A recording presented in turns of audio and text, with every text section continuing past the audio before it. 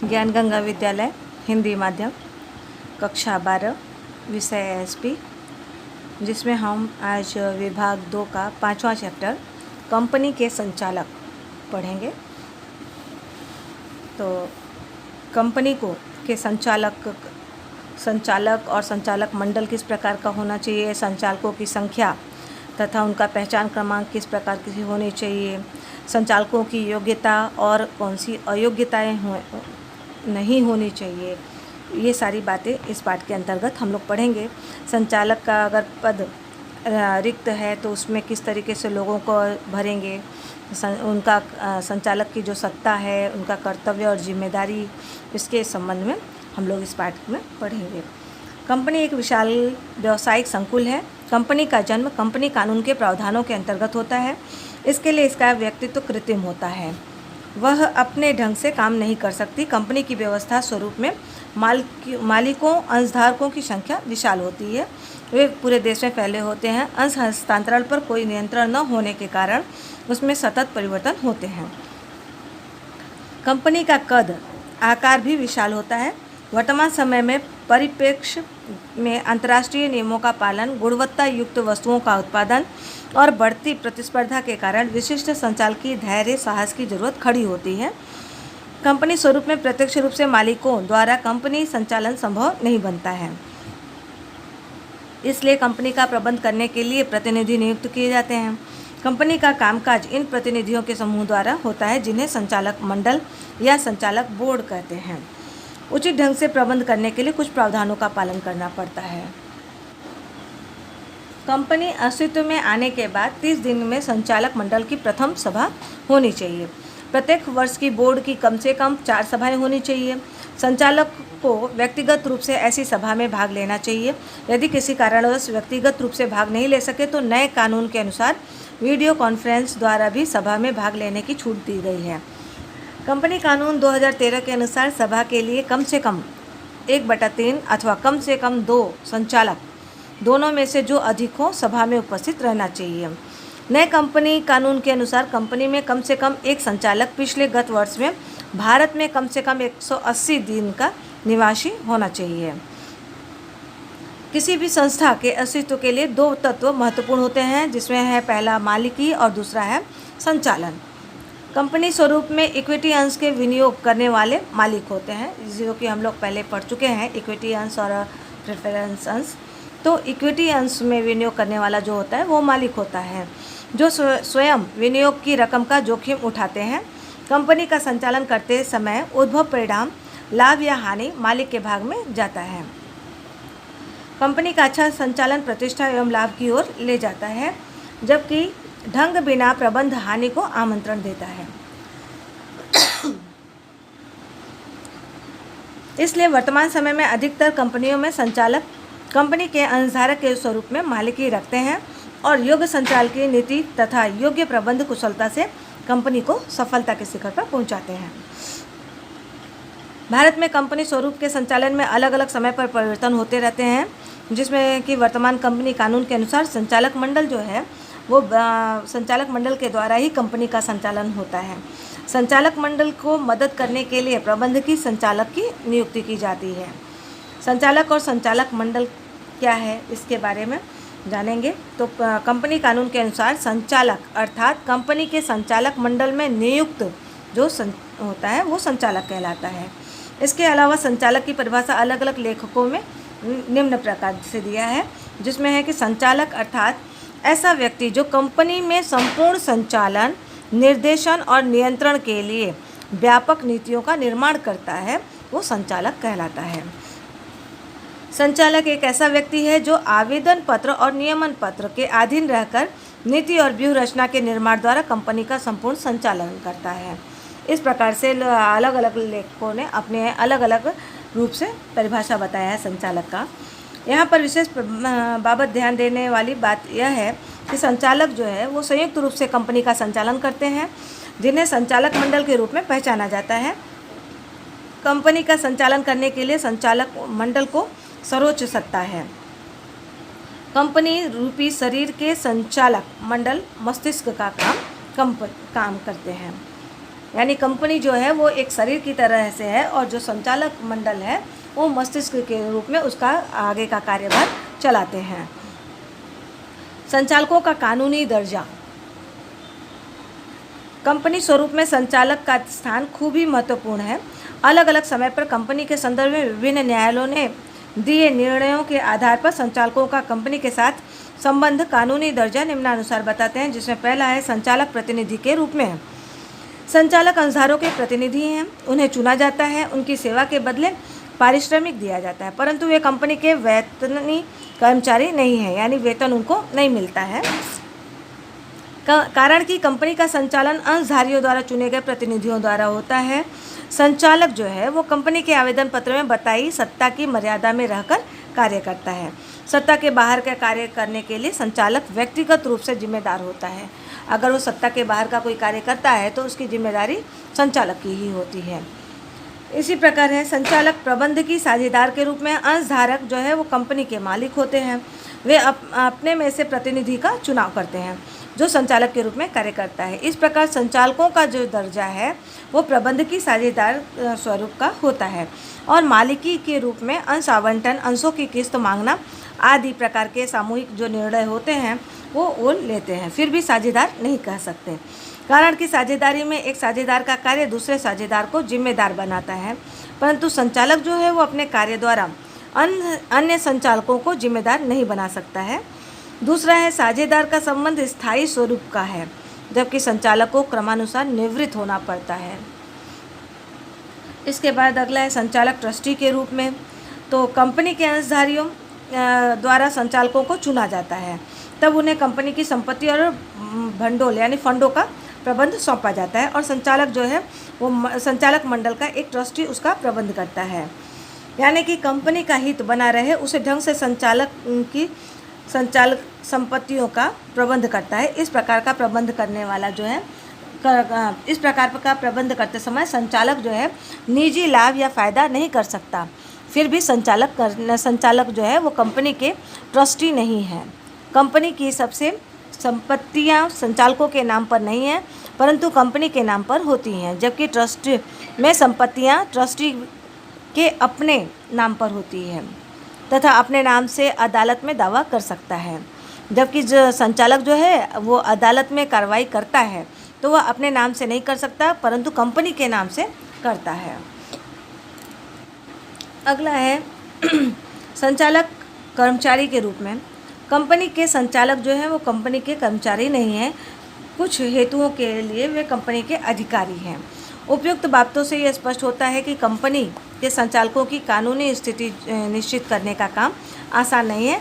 कुछ हेतुओं के लिए वे कंपनी के अधिकारी हैं, परंतु वे कंपनी के वैतनिक कर्मचारी नहीं हैं। कुछ अंशों में वे कंपनी के प्रतिनिधि या एजेंट के रूप में स्थान रखते हैं। कुछ अंशों में कंपनी के ट्रस्टी के लक्षण रखते हैं। इस प्रकार के संचालक 4 स्वरूप की लाक्षणिकता रखने वाले विश्वसनीय स्थान पर रखते हैं। संचालकों की संख्या तथा उनका पहचान क्रमांक। संचालकों की संख्या जिसमें है कि सार्वजनिक कंपनी के लिए प्रत्येक सार्वजनिक कंपनी में कम से कम 3 संचालक होने चाहिए। सार्वजनिक कंपनी में 3 संचालक होते हैं। निजी कंपनी के लिए प्रत्येक निजी कंपनी में कम से कम 2 संचालक होना ज़रूरी है और एकल व्यक्ति कंपनी में कम से कम 1 संचालक होना ज़रूरी होता है। कंपनी में अधिक से अधिक 15 संचालक रखे जा सकते हैं, परंतु कंपनी विशेष प्रस्ताव पारित कर 15 से अधिक संचालकों की नियुक्ति भी कर सकता है। यानी हर एक कंपनी के आधार पर अलग अलग प्रकार के संचालकों की नियुक्ति होती है। एक व्यक्ति कितनी कंपनी के संचालक बन सकता है? कोई भी एक व्यक्ति निजी अथवा सार्वजनिक कंपनी में अलग अलग प्रकार के संचालक सहित एक साथ अधिक से अधिक 20 कंपनी में संचालक के रूप में पद धारण कर सकता है, परंतु एक व्यक्ति को सार्वजनिक कंपनियों में संचालक के रूप में अधिक से अधिक 10 कंपनी में नियुक्त किया जा सकता है। सार्वजनिक कंपनी के संचालक अगर है तो सार्वजनिक कंपनी के संचालक के रूप में 10 कंपनी में नियुक्ति हो सकती है, और अगर निजी और सार्वजनिक कंपनी में अलग अलग प्रकार का होता है जिसमें एक साथ अधिक से अधिक 20 कंपनी के संचालक के पद पर काम कर सकते हैं। कंपनी कानून में ऐसा प्रावधान किया गया है कि कंपनी के अंशधारी जो है वो विशेष प्रस्ताव द्वारा यह संख्या घटा भी सकते हैं। यदि संचालक उपयुक्त नियमों को भंग करके नियुक्ति स्वीकार करता है तो वह दंड के लिए शिक्षा पात्र बनता है। अगला है संचालकों का पहचान क्रमांक। जो व्यक्ति संचालक कंपनी का संचालक बनना चाहता हो तो उसे केंद्र संचालक को संचालक पहचान क्रमांक आवंटन के लिए नियत किया आवेदन पत्र देना पड़ता है। आवेदन पत्र मिलने की तारीख से केंद्र सरकार 1 मास में आवेदक को संचालक पहचान क्रमांक देगी। यदि कोई भी व्यक्ति दूसरा संचालक पहचान क्रमांक प्राप्त करने के लिए आवेदन नहीं कर सकता। इस पहचान क्रमांक का वितरण होने के 1 मास में जिस कंपनी के में संचालक हो वहाँ जानकारी देनी पड़ती है। कंपनी अपने सभी संचालकों के पहचान क्रमांक की नियत फीस के साथ कंपनी रजिस्ट्रार को जानकारी देगी। यदि कंपनी निर्धारित समय में जानकारी नहीं देगी तो कंपनी का प्रत्येक दोषी अधिकारी दंड का पात्र होता है, यानी रजिस्ट्रार ऑफिस में इसका जानकारी देना पड़ता है। संचालकों की नियुक्ति और प्रकार। संचालकों की नियुक्ति। कंपनी का संचालन संयुक्त रूप से संचालक मंडल द्वारा किया जाता है, इसलिए प्रत्येक कंपनी को संचालकों की नियुक्ति करना अनिवार्य होता है। कंपनी में संचालन के रूप में साझेदारी पेढ़ी ट्रस्ट कोई भी कंपनी व्यक्तियों का संघ की नियुक्ति संचालक के रूप में नहीं कर सकता है। संचालक के रूप में मात्र जीवित व्यक्ति की नियुक्ति की जाती है। कंपनी कानून 2013 के अनुसार संचालकों की नियुक्ति संबंधी प्रावधान बनाया गया है, जो इस प्रकार है, जिसमें पहला है प्रथम संचालक की नियुक्ति। जब प्रथम संचालक की नियुक्ति के लिए कंपनी के नियमन पत्र में प्रावधान नहीं किया गया तो कंपनी के आवेदन पत्र में सही करने वाले व्यक्ति को कंपनी का योग्य रूप से नियुक्त संचालक माना जाता है। अगर पहले से नियमन पत्र में उसका जानकारी नहीं लिखा गया है तो आवेदन पत्र में वो कंपनी के रूप में जो भी हस्ताक्षर करने वाला व्यक्ति होता है वो संचालक माना जाता है। एकल व्यक्ति की कंपनी में कंपनी के प्रावधानों के अनुसार सदस्य द्वारा संचालक अथवा संचालकों की नियुक्ति नहीं की जाए तब तक एक व्यक्ति की कंपनी का व्यक्ति सदस्य उसका प्रथम संचालक माना जाता है। जब कंपनी द्वारा अन्य संचालकों की नियुक्ति योग्य रीति से होती है तब वह प्रथम संचालक के रूप से हट जाता है। प्रथम संचालकों के बाद संचालकों की नियुक्ति। कंपनी के प्रथम संचालकों की मुद्दत कंपनी की प्रथम सामान्य सभा के दिन ही पूरी हो जाती है। कंपनी की ओर से प्रत्येक संचालक की नियुक्ति जो है वो सामान्य सभा में की जाती है, जो प्रतिवर्ष इस प्रकार होती है।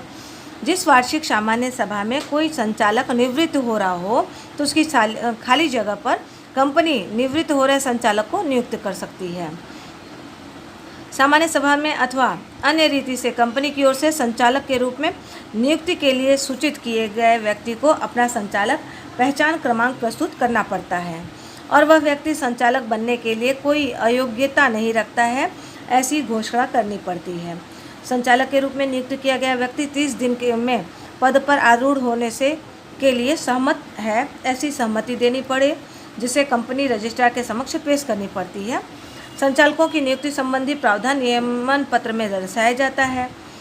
यदि कंपनी के नियमन पत्र में प्रत्येक सामान्य सभा के समय सभी संचालकों की निवृत्ति का प्रावधान किया गया हो तभी संचालक निवृत्त होंगे, परंतु सामान्य रूप से ऐसा प्रावधान कंपनी के नियमन पत्र में नहीं होता है। ऐसे संयोगों में सार्वजनिक कंपनी के संचालकों की कुल संख्या कम से कम 2/3 भाग के संचालक क्रमानुसार निवृत्त होने के पात्र हैं। ऐसे 2/3 भाग के संचालकों में से प्रतिवर्ष सबसे वरिष्ठ जो होंगे, ऐसे 1/3 भाग के स्वतंत्र संचालक क्रमशः निवृत्त होते हैं।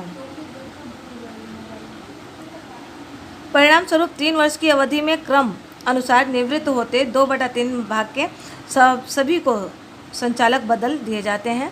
निवृत्त हो रहे संचालक की खाली जगह पर कंपनी के निवृत्त हो रहे संचालकों में से फिर से उनको नियुक्त किया जा सकता है। अब अगला है हमारा संचालकों के प्रकार। कंपनी एक विशाल संकुल होने के कारण संचालकों के बिना नहीं चल सकता है। इसके लिए संचालक भी निम्नलिखित प्रकार के होते हैं, जिसमें है पहला स्वतंत्र संचालक, दूसरा प्रबंध संचालक, तीसरा मनोनीत संचालक, चौथा अतिरिक्त संचालक, पांचवा वैकल्पिक संचालक, छठा है संचालक का समय पूर्ण होने से पूर्व संचालक की नियुक्ति और सातवां है छोटे अंशधारियों द्वारा चुना गया संचालक, जिसमें हम पहला पढ़ेंगे स्वतंत्र संचालक, जिसमें है कंपनी कानून 2013 में यह नया प्रावधान है। प्रत्येक कंपनी में कम से कम 1/3 भाग के संचालक होते हैं। केंद्र सरकार जो है वो सार्वजनिक कंपनी के वर्गों के लिए स्वतंत्र संचालन की न्यूनतम संख्या निश्चित कर सकती है। स्वतंत्र संचालक अर्थात ऐसा व्यक्ति जो प्रबंध संचालक नहीं हो अथवा पूर्ण समय का संचालक नहीं हो या नॉमिनी संचालक नहीं हो। स्वतंत्र संचालक की नियुक्ति डेटा बैंक में से की जाती है। केंद्र सरकार द्वारा निर्दिष्ट संस्थाओं को इस प्रकार की डेटा बैंक खड़ी करनी पड़ती है, जिसे स्वतंत्र संचालक के रूप में काम करने के लायक इच्छुक व्यक्ति के नाम, पते और योग्यता दर्शानी होती है। ऐसी पसंदगी करते समय कंपनी को योग्य सावधानी रखनी चाहिए और इसकी नियुक्ति सामान्य सभा में मान्य होनी चाहिए। स्वतंत्र संचालक जो है उसकी मुद्दत सतत 5 वर्ष की होती है। स्वतंत्र संचालक पुनः नियुक्ति का पात्र होता है, परंतु उसे उस संबंध में कंपनी को विशेष ठहराव पारित करना पड़ता है। बोर्ड की रिपोर्ट में ऐसी नियुक्ति की घोषणा करनी चाहिए। उसमें पसंद किए व्यक्ति को स्वतंत्र संचालक के रूप में नियुक्ति के कारणों का निर्देश देना चाहिए। परंतु कोई भी स्वतंत्र संचालक अधिक से अधिक सतत 2 मुद्दत अर्थात 10 वर्ष से अधिक समय पद धारण करने के 3 वर्ष पूर्ण होने के बाद से नियुक्ति के योग्य है।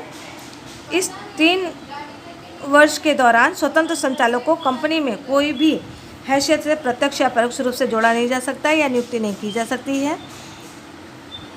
स्वतंत्र संचालक की नियुक्ति के समय कुछ बातें ध्यान में रखनी चाहिए, जो कि इस प्रकार है।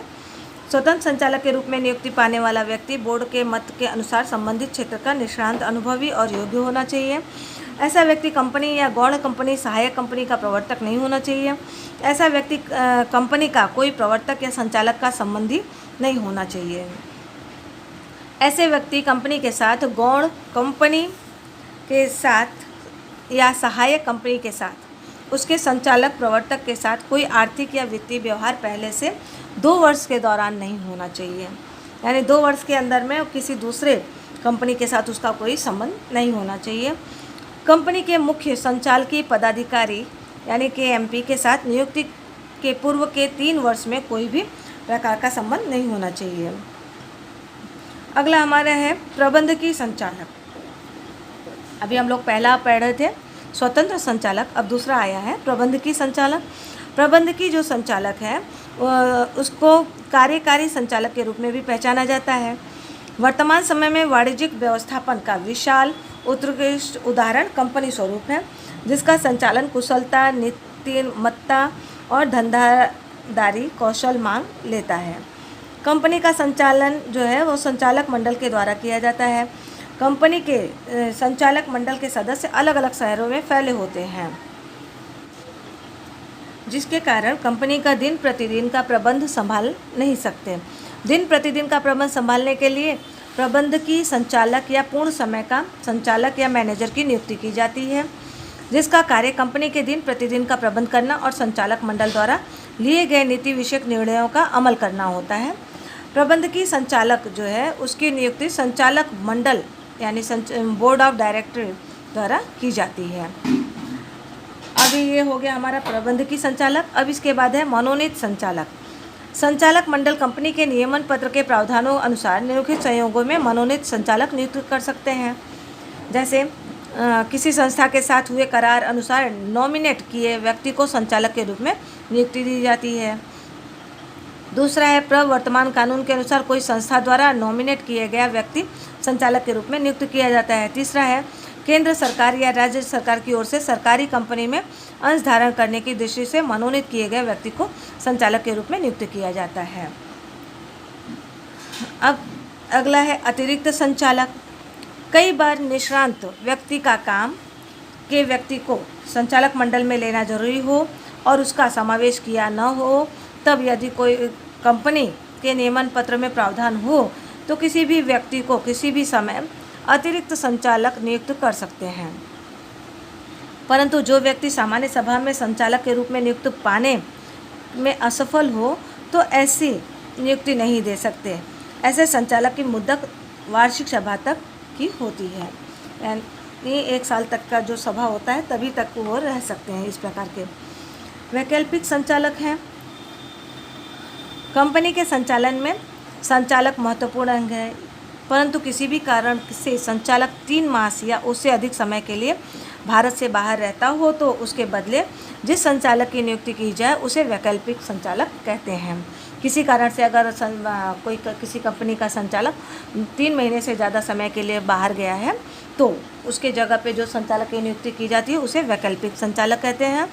वैकल्पिक संचालक के रूप में किसी भी व्यक्ति की नियुक्ति के लिए नियमन पत्र अथवा कंपनी की सामान्य सभा में प्रस्ताव पारित करके नियुक्ति की जा सकती है।